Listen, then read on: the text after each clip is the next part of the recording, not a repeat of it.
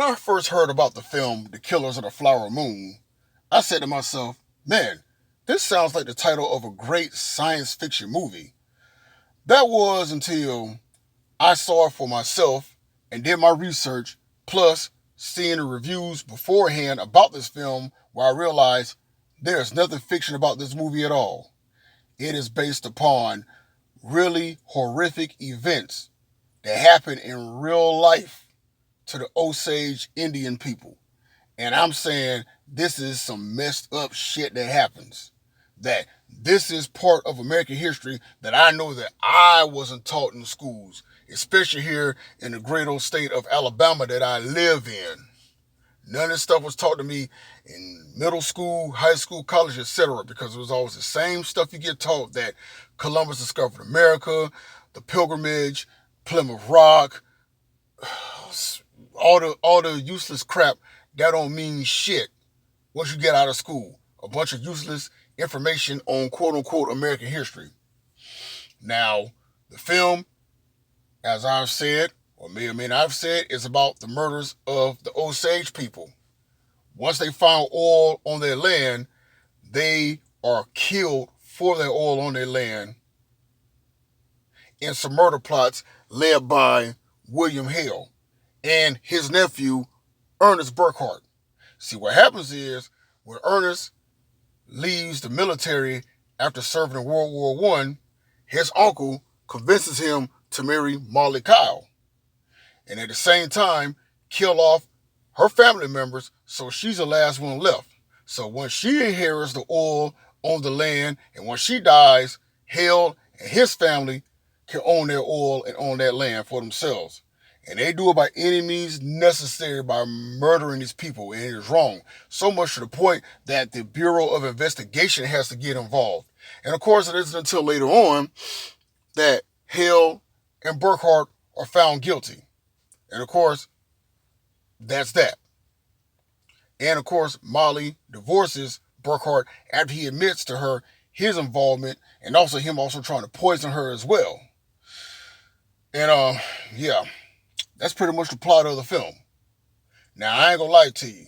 This movie is 206 minutes, damn near 3.5 hours of utter depression and stuff that will make you mad as hell when you watch it.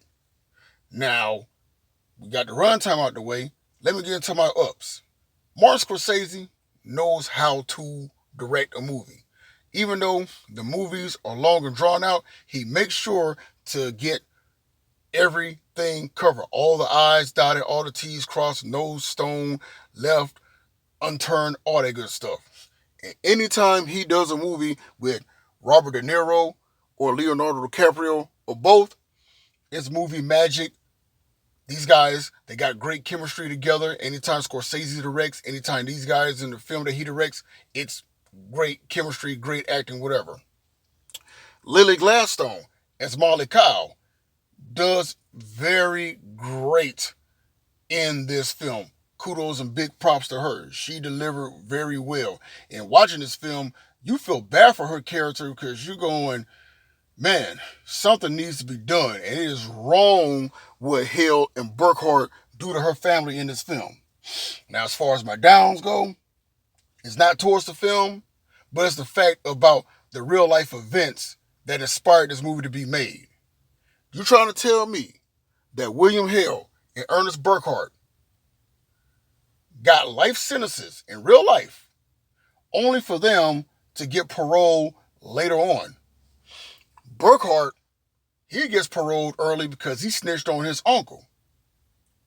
But he ends up going back to prison, federal prison, for burglary later on. And then there's a governor, look it up for yourself, they ended up pardoning this motherfucker for his involvement in the murders of the Osage people. And that is some bullshit.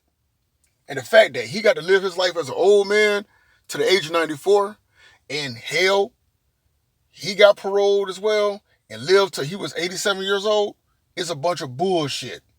And just go show how screwed up the justice system really is.